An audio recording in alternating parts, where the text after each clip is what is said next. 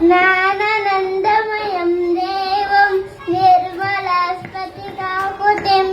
आधारं सर्वविद्यानाम् हयग्रीवम् उपास्महे।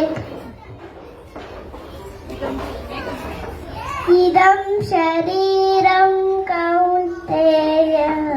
क्षेत्रमित्याभिधीयते एतज्जो वेत्ति तं प्राहुः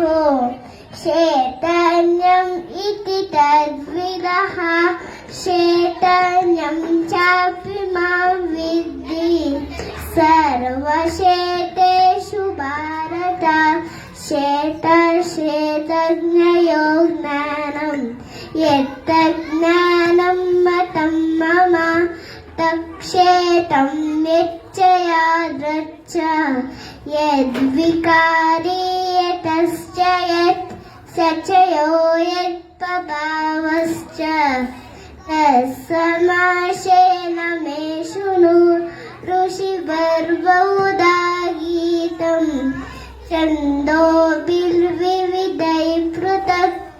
ब्रह्मसूत्रपदश्चैव हेतुमद्भिः निश्चितैः